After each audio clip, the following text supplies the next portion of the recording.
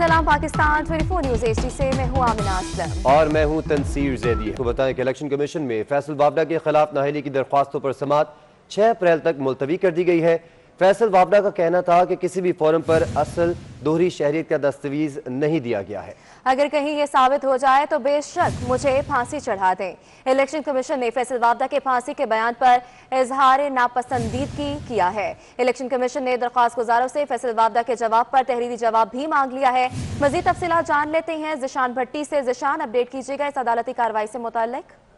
जी बिल्कुल, देखिए फैसल वाडा के खिलाफ 4 नाअहली की दरख्वास्तें हैं जिसपे समाअत हुई और दरख्वास्त गुजारों ने दलाल दिए, जबकि फैसल वाडा के वकील की जानिब से भी जवाब जमा करवा दिया गया है जिसपे इलेक्शन कमीशन ने दरख्वास्त गुजारों से आइंदा समाअत पे दलाल तलब कर लिए। दूसरी जानिब समाअत के दौरान फैसल वाडा जब रोस्टम पर आए तो उन्होंने ये कहा कि अगर मैं कसूरवार पाया जाऊँ तो मुझे बेशक फांसी दी जाए, जिसपे इलेक्शन कमीशन ने इजहार नापसंदीदगी करते हुए कहा है कि जब कानून में ये सजा है नहीं तो ये हम कैसे दे सकते हैं, लेकिन उनको दोबारा सीट पे बैठने की हिदायत कर दी गई। इसके बाद जो दरख्वास्त गुजार है, एक जैसर सेनेट में जो फैसल वाडा के अगेंस्ट लड़े थे जनरल नस्टिस पे, उनकी दरख्वास्त में फैसल वाडा से आइंदा समाअत पे जवाब भी तलब कर लिया, जबकि दरख्वास्त गुजारों को भी 6 अप्रैल को दलाल देने का हुक्म दे दिया है। जी जिशान, बहुत शुक्रिया अपडेट करने के लिए। और अब आपको बताएं, फैसल वावडा सहाफी के सवाल पर गुस्से में आ गए। सहाफी ने सवाल किया कि वावडा साहब, आपने अमरीकी शहरियत कब तक की, जिस पर फैसल वावडा ने कहा कि आप लोग अपना मसाला लगाएं, खबर चलाएं, अगर मसाला कम पड़ जाए तो मुझसे पैसे लेकर मजीद शामिल करें। सवाल आपसे ये कि आप वी ब्लॉग में जो मेरे लिए चीजें कर रहे हैं उनको आज 2 घंटे के लिए करें तो मुझे खुशी हो जाएगी। आप अपना काम करें, मुझे अपना काम करें। आप सवाल का जवाब आप आज जाइएगा, क्या नाम है आपका, मतीउल्लाह जान साहब, बड़े फेमस आदमी। आप आज वी ब्लॉग बनाएंगे और वी ब्लॉग के अंदर आप मसाला लगाना कम पड़ जाए तो मुझसे ले लें। के बाद शायद बाल कम भी हो जाए, आप उस तक नहीं पहुंच सकेंगे। आज आप वी ब्लॉग बनाइएगा, आप वी ब्लॉग बनाएगा, लोगों को बताएगा मैं मसाला लगा लो, झूठा मसाला लगाएगा, जरूरत पड़े तो शान का लेना, पैसे का बढ़ जाए तो वो भी मुझसे ले लेना। नैब लाहौर ने मरीम नवाज को 26 मार्च को एक और केस में तलबी का नोटिस जारी कर दिया है। जाती उम्रा में 1500 केनाल अराजी की मुबैना गैर कानूनी मुंतकिली की तहकीकात में तलब किया गया है। मजीद तफसीलात साउथ बट से जान लेते हैं। साउथ, बताइएगा, मरीम नवाज को 26 मार्च को तलब किया गया है। आज बिल्कुल नैब लाहौर ने एक ही दिन में मरियम नवाज की 2 तलबियां कर दी हैं। गुज़िश्ता रोज उनको चौधरी शुगर मिल्स केस का तलबी का समन भेजा गया था और आज उनको जाती उम्रा अराजी केस के अंदर जो तलबी का समन है वो भिजवा दिया गया है। 26 मार्च को ही मरियम नवाज को दोनों केसेस में तलब किया गया है और कहा गया है कि आप जाती उम्रा में जो मुबैना तौर पर 1500 कनाल अराजी की गैर कानूनी मुंतकिल की गई उसका रिकॉर्ड पेश करें। 2013 में शरीफ फैमिली में तकरीबन 3500 कनाल अराजी इंतजामिया की मुबैना मिली बजट से हासिल की। नैब के मुताबिक 2015 में उस वक्त डिप्टी कमिश्नर लाहौर नूरुल मेंगर और DPLD आ खान चीमा ने मुबैना तौर पर लाहौर का मास्टर प्लान तब्दील किया ताकि रायवन के मुख्तलिफ मौजाजात के एरियाज को ग्रीन लैंड करार दिया जाए और वहाँ पर हाउसिंग सोसाइटीज के ऊपर पाबंदी हो। हाउसिंग सोसाइटीज पर पाबंदी आयद करते हुए इस अराजी को मुबैना तौर पर मरियम नवाज शरीफ और मियां नवाज शरीफ के नाम पर मुंतकिली के लिए कारसाज माहौल बनाया गया। इस हवाले से मरियम नवाज से कहा गया है कि तमाम तर जो आपने अराजी की। जी साउथ बर्ड, बहुत शुक्रिया अपडेट करने के लिए। इलेक्शन कमीशन में JUI फे का नाम तब्दील करने के मामले पर समाअत हुई। दरख्वास्त गुजार शुजा मुल्क का कहना है कि इलेक्शन कमीशन ने हमसे सुने बगैर JUI फे का नाम तब्दील किया। इलेक्शन कमीशन JUI पाकिस्तान का नाम वापस ले। इलेक्शन कमीशन ने JUI फे के नाम से मुतालिक केस का फैसला महफूज कर लिया। मजीद बात कर लेते हैं जिशान भट्टी से। जिशान, मजीद आगाह कीजिएगा इस हवाले से। जी बिल्कुल, देखिए जो JUI पाकिस्तान के मुनहरिफ रुकन है शुजाउल मुल्क, उन्होंने ये दरख्वास्त दायर की थी कि इलेक्शन कमीशन ने JUI पाकिस्तान का नाम उसको दे दिया, जबकि जमीयत उलमा इस्लाम फजलुर रहमान के नाम से रजिस्टर्ड थी, जिसको दोबारा से पाकिस्तान का नाम हटाकर JUI फे के नाम से रजिस्टर्ड किया जाए। तो इलेक्शन कमीशन ने उनके दलाल सुने हैं दरख्वास्त गुजार के। तो चीफ इलेक्शन कमिश्नर ने बड़े अहम रिमार्क्स दिए इस केस में। उनका ये कहना था कि जब इलेक्शन कमीशन ने ये फैसला दिया था कि जमीयत उलमा इस्लाम फे का नाम पाकिस्तान के नाम से कर दिया जाए, तो तब जमीयत उलमा इस्लाम पाकिस्तान के नाम से कोई और सियासी जमात नहीं थी, इसलिए हम अपना पुराना फैसला वापस नहीं ले सकते। ताहम दलाइल सुने गए तफसीली, उसके बाद इलेक्शन कमीशन ने फैसला महफूज कर लिया और अब इलेक्शन कमीशन आइंदा समाअत पर महफूज फैसला सुनाएगा। जी जिशान, बहुत शुक्रिया आपका। IMF की शराइत CPEC मनसूबों से टैक्स छूट वापस लेने की तजावीज़ तैयार कर ली गई हैं। ऑरेंज लाइन ट्रेन को दी गई टैक्स छूट वापस लेने की सिफारिश कर दी गई है, जबकि एफबीआर ने चीनी कंपनी को दी गई टैक्स मराहत वापस लेने की तजवीज़ दे दी। मजीद बात करेंगे, वकास अजीम हमारे साथ मौजूद है। वकास बताइएगा। जी, फेडरल बोर्ड ऑफ रेवेन्यू ने मुख्तलिफ कारपोरेट सेक्टर को दी जाने वाली टैक्स छूट खत्म करने की सिफारिशात तैयार की है और इस सिलसिले में अब सीपैक के जो मनसूबे हैं उनके ऊपर जो टैक्स मराहत और टैक्स छूट दी गई थी उनको भी खत्म करने की तजावीज तैयार की जा रही है। ज़राए का ये कहना है कि metro orange line train Lahore मनसूबे को दी जाने वाली टैक्स छूट और मराहत खत्म करने का फैसला किया गया है और इस सिलसिले में ऑरेंज लाइन ट्रेन से मुतालिक जो चीनी कंपनी इस वक्त कमर्शियल कॉन्ट्रैक्ट्स कर रही है उनसे टैक्स मराहत लेने का फैसला किया गया है और इस चीनी कंपनी के ऊपर 1% टैक्स बढ़ाने का फैसला किया गया है। चीनी कंपनी के ऊपर इस वक्त 6 की बजाय अब जो है 7% टैक्स लगाने की तजवीज दी गई है और ये चीनी कंपनी पंजाब हुकूमत के साथ ऑरेंज लाइन ट्रेन के कमर्शियल कॉन्ट्रैक्ट्स में मसरूफ है और इलेक्ट्रिकल और मैकेनिकल वर्क के जो ठेके हैं वो चीनी कंपनी को दिए गए हैं। ज़राए का ये कहना है कि इस सिलसिले में फाइनेंस तरमीमी बिल बहुत जल्द कौमी असम्बली में पेश किया जाएगा, जिसके तहत ऑरेंज लाइन ट्रेन मंसूबे को दी जाने वाली टैक्स छूट वापस ले ली जाएंगी। जी ठीक है, बहुत शुक्रिया आपका। इस वाले से हमें ज्वाइन किया है group editor daily city 42 Naveed Chaudhry साहब ने। नवीद साहब बताएगा, ये मामला जो सामने आया कि ऑरेंज लाइन की चीनी कंपनी पर 6 के बजाय 7% टैक्स लगाने की तजवीज़ पेश की गई है, इस पर क्या कहेंगे आप? बहुत शुक्रिया। देखें, एक अरसे से जो खदशात जाहिर किए जा रहे हैं और उन खदशात में से बात तो हकीकत का रूप धार चुके हैं, चंद चीज़ें बाकी थी वो सामने आना शुरू हो गई हैं। IMF चूँकि जहाँ से ऑपरेट होता है वहाँ मगरबी ब्लॉक का बहुत ज़्यादा असर रसूख है और सीपैक के हवाले से उनके तहफ़्फ़ुज़ात, उनके खदशात, उनकी नापसंदीदगी किसी से छुपी हुई नहीं है, वो खुद भी नहीं छुपाते। अब असूली तौर पर जब कोई मुल्क दूसरे मुल्क के अंदर जाके भारी इन्वेस्टमेंट करता है तो वहाँ उसको कई तरह की राहतें मिलती हैं। ये यूनिवर्सली है, कोई ऐसा इसमें मामला नहीं है। जैसे बांग्लादेश ने बेतहाशा तरक्की की तो ऐसे ही हुआ कि उन्होंने टैक्स छूट दी और अफ्रीका के बहुत सारे ममालिक हैं जिन्होंने टैक्स छूट दी और उसके बाद वहाँ पर बहुत ज़्यादा इन्वेस्टमेंट हुई। तो चीन पाकिस्तान का हर अच्छे बुरे वक्त का साथी है। सीपैक के हवाले से जो इंटरनेशनल एस्टेब्लिशमेंट के तहफ़्फ़ुज़ात थे वो सामने आ गए और आज हम देख रहे हैं कि उन्होंने ना सिर्फ कमर्शियल मंसूबों बल्कि जो सर्विसेज वाले मंसूबे हैं वहाँ पर भी टैक्स में इजाफे का मुतालबा कर दिया है। इसका बुनियादी मकसद यही है कि पाकिस्तान के अंदर होने वाली चीनी सरमायाकारी और सीपैक से रिलेटेड जितने भी मंसूबे हैं उस हवाले से उनको मजीद टाइट कर दिया जाए। काम तो वहाँ पहले ही स्लो है। उस सीपैक से मुतल्लिका जितने भी अफसरान और अहलकार हैं और अपोजिशन जमातें हैं वो ये बता चुकी हैं कि चीन इस सूरत हाल पर पहले ही बड़े इस्तराब का शिकार है। कल ही मौलाना फजल रहमान ने एक जगह बताया था कि चीनी सफीर 3 मरतबा उनसे मिलने के लिए आए हैं और वो इन्हीं मामला को डिस्कस करते रहे। तो अब चूंकि हमारा सारा मामला IMF के पास जा चुका है, यूं कहें कि हमारी गर्दन उसके शिकंजे में दे दी गई है, तो उनकी शरायत हमें माननी पड़ेंगी और इसका जो एडवर्स इफेक्ट है वो हम देख रहे हैं कि सीपैक पर पड़ना शुरू हो गया है और कमर्शियल मनसूबों के साथ साथ सर्विसेज वाले जो मनसूबे हैं उन पर भी उन्होंने क्या टैक्स बढ़ाए। तो ये सीधा सीधा मामला सीपैक को हिट करने का है। लेकिन इसके अलावा भी बहुत सारी बातें आने वाले दिनों में पैदा होंगी। यूटिलिटी बिल्स के हवाले से तरक्याती फंड में जो हमारा अपना है उसमें कट लगेगा और बहुत सारी प्रॉब्लम पेश आएंगी। तो ये उसी का शासन है। ठीक है, नवीद चौधरी साहब हमारे साथ ही मौजूद रहेगा। हमें ज्वाइन किया है फ़ारूक सलीम, मौशी तज्ज़ियाकार हैं। फ़ारूक साहब आपके वक्त का बहुत बहुत शुक्रिया। सर ये कहिएगा कि आप इसी तरह हम IMF की शराइत मानते रहेंगे और अपने लोगों को महंगाई में झोंकते रहेंगे और IMF के कहने पर कभी बिजली में टैक्सेस डाल दिए जाते हैं, बिलों में टैक्सेस डाले जा रहे हैं, मजीद चीज़ें भी महंगी की जा रही हैं, तो क्या यही सब चलता रहेगा? देखिए, दो चीज़ें हैं, एक कानूनी एंगल है, एक माशी एंगल है। कानूनी एंगल ये है कि हमारा सुप्रीम कोर्ट ये फैसला दे चुका है कि टैक्स लगाना या टैक्स की छूट देना जो है वो पार्लियामेंट का काम है, वो एग्जीक्यूटिव का काम नहीं है, वो वज़ीर आज़म साहब का काम नहीं है, वो सदर के ऑर्डिनेंस से निकालने का मामला नहीं है। हमारी जो पार्लियामेंट है उसकी मुकम्मल जवाबदेही इख्तियारात में से है कि किसको टैक्स लगाना है, कितना लगाना है और किसको टैक्स की छूट देनी है। अब आप IMF और बिजली वाला मामला सामने रख लीजिए। IMF पाकिस्तान को या किसी भी और मुल्क को कभी भी ये नहीं कहती है कि आप अपना बिजली का टैरिफ बढ़ा लें।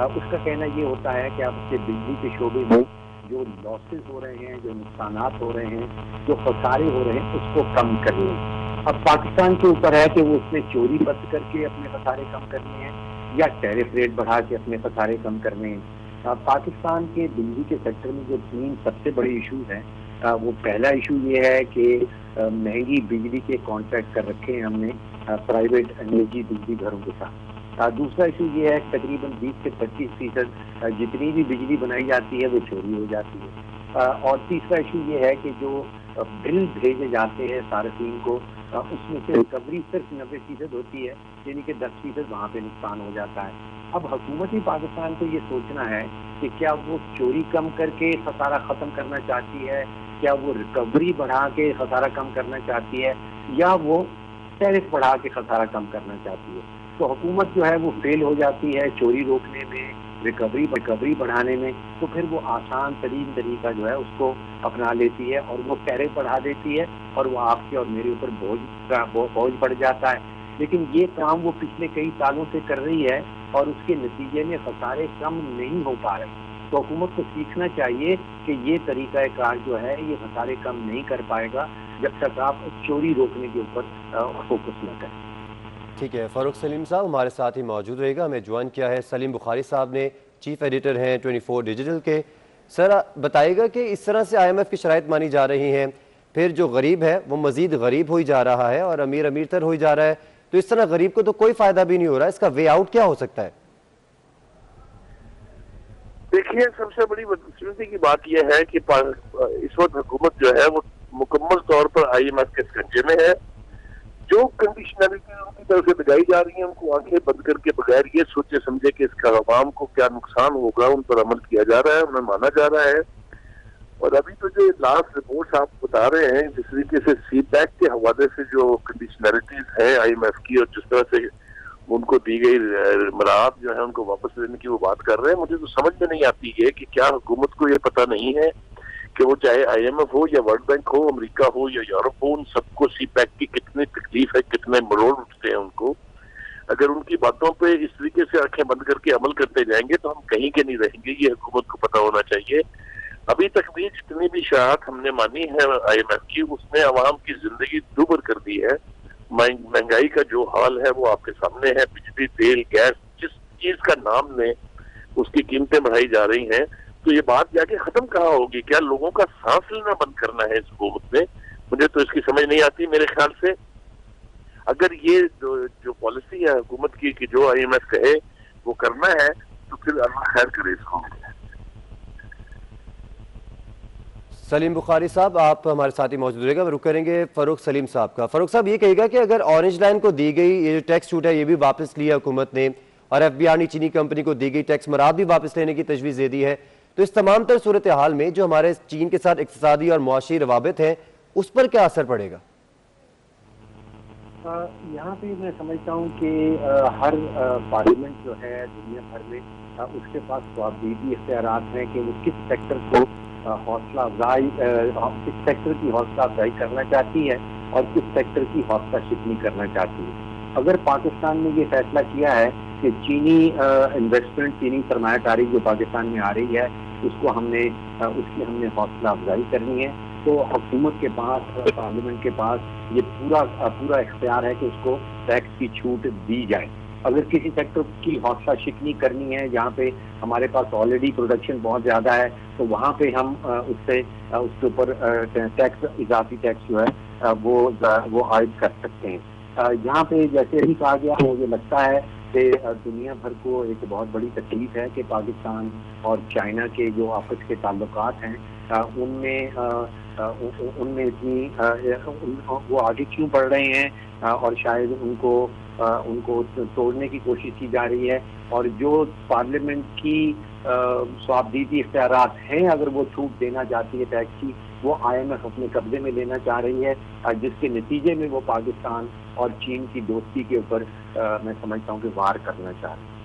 फ़ारूक सलीम साहब हमारे साथ ही मौजूद रहेगा। नवीद चौधरी साहब आपके वक्त का बहुत शुक्रिया। सलीम बुखारी साहब आपका भी बहुत शुक्रिया। और फ़ारूक सलीम साहब आपकी का ही ट्वीट है कि पाकिस्तान गंदम 266 टन के हिसाब से दरामद कर रहा है। गंदम की बैनुल अक़वामी कीमत 45 रुपए किलो है, फिर पाकिस्तान में 70 रुपए किलो में क्यों फरोख्त की जा रही है? इस पर बात करेंगे। सलीम साहब हमारे साथ ही मौजूद हैं। फरूख सलीम साहब बताइएगा, अब ये सिस्टम क्या है, इसके ऊपर क्या कहेंगे आप? देखिए, ये सवाल तो हुकूमत से बनता है। मैं खुद समझ नहीं पा रहा हूँ कि हुकूमत ने आज हमें ये बताया है कि वो यूक्रेन से और बाकी ममालिक से $286 फी टन के हिसाब से गंदम खरीद रही है। इसका मतलब कि यूक्रेन और बाकी दुनिया के ममालिक में जो सार्फिन हैं गंदम के, उनको 45 रुपए फी किलो की गंदम मुहैया की जा रही है, उनको अवेलेबल है। तो फिर पाकिस्तान में रहने वाले जो हैं, हमको 75 रुपए की फी किलो गंदम क्यों मिल रही है? इसको अगर आप देख लीजिए कि औसतन हर बच्चा, बूढ़ा, मर्द और औरत पाकिस्तान में औसतन 120 किलोग्राम गंदम सालाना इस्तेमाल करता है, और अगर हम 75 रुपए दे रहे हैं, इसका मतलब कि हर पाकिस्तानी जो है वो तकरीबन 3,500 रुपया इजाफी अपनी जेब से निकाल के दे रहा है आटा खरीदने के लिए, गंदम खरीदने के लिए। और अगर 22 करोड़ पाकिस्तानियों का हिसाब लगा लीजिए तो हम तकरीबन 800 अरब रुपया सालाना इजाफी अपनी जेब से निकाल के दे रहे हैं अपनी गंदम की जरूरियात, अपने आटे की जरूरियात को पूरा करने के लिए। तो सवाल ये बनता है कि हुकूमत हमें ये बताए कि 800 अरब रुपया अगर आपकी और मेरी जेब से निकल रहा है तो ये किसकी जेब में जा रहा है? मौसी तजियाकार फरूख सलीम साहब, आपके वक्त का बहुत शुक्रिया।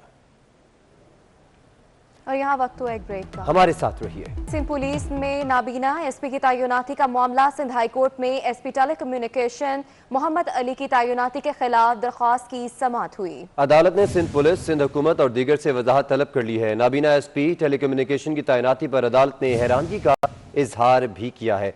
इस मामले के हवाले से आपको अपडेट करें। सिंध पुलिस में नाबीना एसपी की तैनाती का ये मामला है।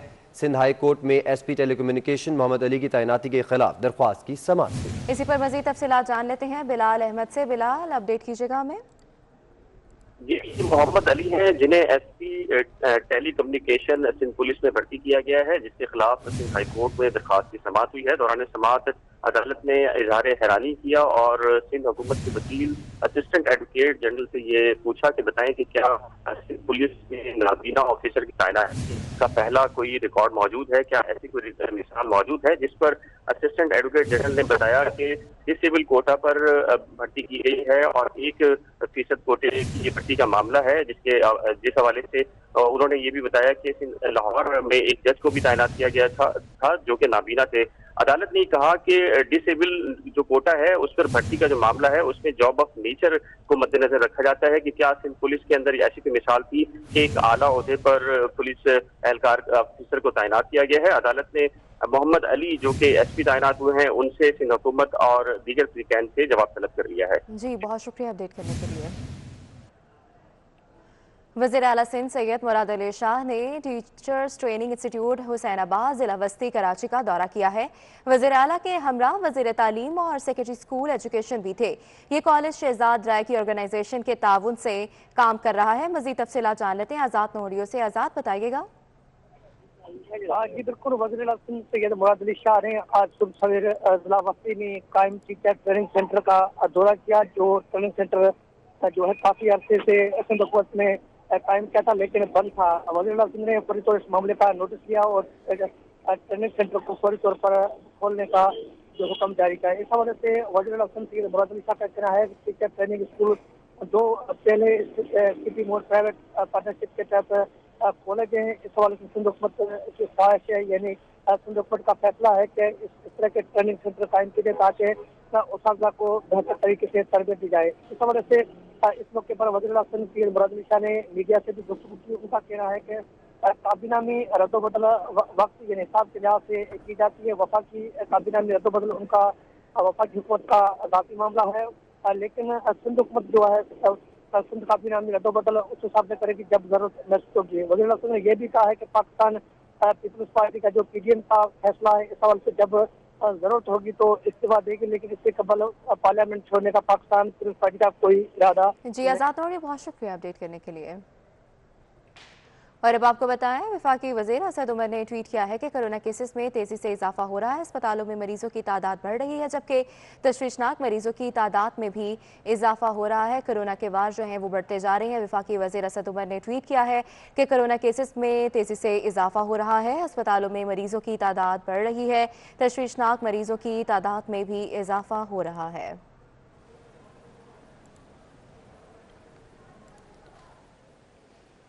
खैबर पख्तूनख्वा हुकूमत ने हेल्थ केयर वर्कर्स को कोरोना वैक्सीनेशन पॉलिसी पर नजरसानी कर दी है। हेल्थ वर्कर्स की रजिस्ट्रेशन रोक दी गई है, जबकि हेल्थ डायरेक्टोरेट ने तमाम DHOs, MS और हॉस्पिटल डायरेक्टर्स को मुरासला अरसाल कर दिया है कि हेल्थ वर्कर्स को उम्र के लिहाज से रजिस्टर किया जाए। अब 70 साल और उससे ज़्यादा उम्र के अफराद की वैक्सीनेशन की जाएगी। इस तमाम तर मामले के हवाले से आपको अपडेट कर रहे हैं। खैबर पख्तूनख्वा हुकूमत ने हेल्थ केयर वर्कर्स को कोरोना वैक्सीनेशन पॉलिसी पर नजरसानी कर दी है। हेल्थ वर्कर्स की रजिस्ट्रेशन रोक दी जाए। हेल्थ डायरेक्टोरेट ने तमाम DHOs, MS और हस्पताल डायरेक्टर्स को मुरासला जारी किया। इस पर बात करेंगे अजमत अली शाह से। अजमत, बताइएगा क्या मामला है? जी बिल्कुल, खैबर पख्तूनख्वा हुकूमत ने कोरोना वैक्सीनेशन पॉलिसी पर नजरसानी कर दी गई है और खैबर पख्तूनख्वा हुकूमत के हेल्थ केयर वर्कर्स को कोरोना वैक्सीनेशन पॉलिसी पर नजरसानी, हेल्थ वर्कर्स की रजिस्ट्रेशन रोक दी जाए। हेल्थ डायरेक्टरेट ने तमाम DHOs, MS और अस्पताल डायरेक्टर्स को मुरासला अरसाल कर दिया है। बाकी मानदा जो हेल्थ वर्कर्स को उम्र के लिहाज से रजिस्टर किया जाएगा। अब 70 साल और उससे ज्यादा उम्र अफराद की वैक्सीनेशन की जाएगी, जबकि पहले से रजिस्टर्ड अफराद को वैक्सीन लगाई जाएगी और 70 साल से कम उम्र और गैर शेड्यूल अफराद को वैक्सीनेशन ना की जाएगी। जबकि वैक्सीनेशन के तमाम मराकज जो है इस हिदायत पर अमल यकीनी बनाने के लिए अपना किरदार अदा करेंगे। जी बहुत शुक्रिया आपका। गैस नहीं आ रही लेकिन बिल वक्त पर आ रहा है। सारिफ अदालत कराची में शहरी आतिफ की दरख्वास्त पर पेशरफ्त हुई। जुडिशल मजिस्ट्रेट जावेद अली कुरेजो ने दरख्वास्त पर फैसला सुना दिया। अदालत ने सोई गैस कंपनी पर मजमूई तौर पर 1,18,000 जुर्माना आयद कर दिया है। सारिफ अदालत ने केस का मुख्तसर वक्त में फैसला सुना दिया है। तो आपको बता रहे हैं, गैस नहीं आ रही लेकिन बिल वक्त पर आ रहा है। जो मुद्दई था आतिफ गफूर, उनके घर में मीटर से पहले लाइन में गैस लीक होने लग गई थी। उन्होंने उसकी कंप्लेन की थी और तकरीबन 2 महीने बाद जाके सुई गैस ने उसको सही किया। उस दौरान जो है वो कई बार मुस्तकिल जो है वो चक्कर लगाते रहे मगर उनकी सुनी नहीं गई। फिर इन्होंने जो है लीगल नोटिस भेज के केस फाइल किया। मुद्दई के सबूत और गवाहान को जो है पूरी तरह से एग्जामिन करने के बाद जज साहब ने तकरीबन ऑर्डर दिया है, जिसके अंदर 1.25 लाख या 1.5 लाख के करीब मजमूई तौर पे सुई गैस को फाइन किया गया है। हम वापस आएंगे इस ब्रेक के बाद, हमारे साथ रहिए। सिंध असम्बली के अरकान ने Mardan water services and administration का दौरा किया। वफ्द में पीपल्स पार्टी और PTI के अरकान शामिल थे। वफ्द ने कचरे से नामियाती खाद बनाने वाले प्रोजेक्ट का मुआयना किया। इस हवाले से आपको अपडेट कर रहे हैं। सिंध असम्बली के अरकान ने Mardan water services and administration का दौरा किया। वफ्द में पीपल्स पार्टी और PTI के अरकान शामिल थे। वफ्द ने कचरे से नामियाती खाद बनाने वाले प्रोजेक्ट का मुआयना किया और ये दौरा किया गया है, विजिट किया गया है सिंध असम्बली के अरकान की जानिब से Mardan water services and administration का। वफ्द में पीपल्स पार्टी और PTI के अरकान शामिल थे।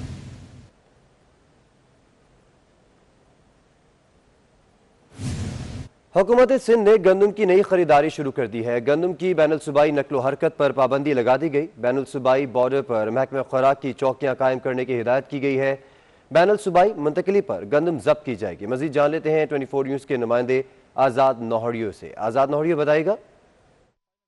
जी, सिंध सरकार ने बाज़ाब्ता तौर पर नए साल में गंदम की खरीदारी शुरू कर दी है। इस हवाले से सिंध हुकूमत ने जो गंदम खरीदारी का टारगेट 14 लाख मीट्रिक टन मुकर्रर कर दिया है, उस टारगेट को पूरा करने के लिए सिंध सरकार ने गंदम की बैनुल सूबाई नकल व हरकत पर बाज़ाब्ता तौर पर पाबंदी आयद करके दफ़ा 144 नाफिज कर दिया है। बैनुल सूबाई जो बॉर्डर्स हैं वहाँ पर जो है महकमा खुराक ने पुलिस के साथ मिलकर जो है चौकियाँ कायम कर दी है ताकि गंदम की खरीदारी जो टारगेट है पूरा किया जाए और बैनुल सूबाई नकल व हरकत है उस पर जो है कंट्रोल किया जाए। इस हवाले से सिंध सरकार ने यह भी फैसला किया है कि अगर बैनुल सूबाई गंदम की फराहमी की गई तो वहाँ पर गंदम जो है वो जब्त कर दी जाएगी और सरकारी गोदामों में मुंतकिल कर दी जाएगी। इसके साथ साथ जो गुड्स ट्रांसपोर्टर हैं उनके खिलाफ जो है कानूनी कार्रवाई करके जुर्माना आयद कर दिया जाएगा।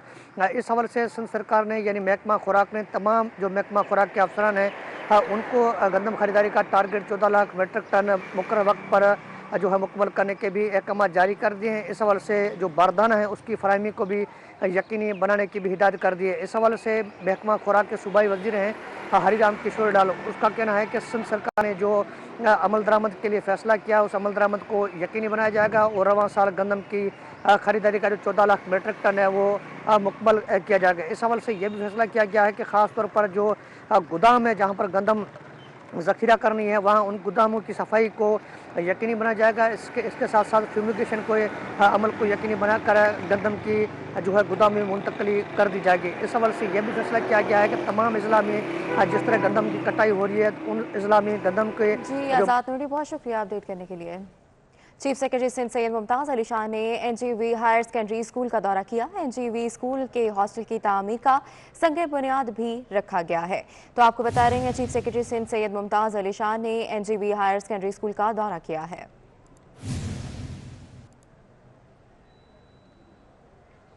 लाहौर में केनाल रोड पर बच्चे के गाड़ी चलाने की वीडियो मंजर आम पर आ गई। कमसिन ड्राइवर मुगलपुरा से हरबंसपुरा की जानिब गाड़ी चलाता रहा।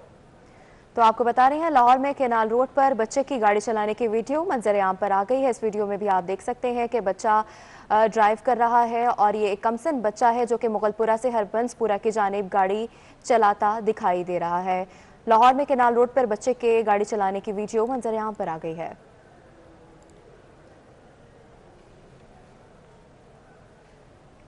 बुलेटिन आपने मुलाहिजा किया। स्टूडियो से फिल वक्त इतना ही। देखते रहिए 24 न्यूज़ HD।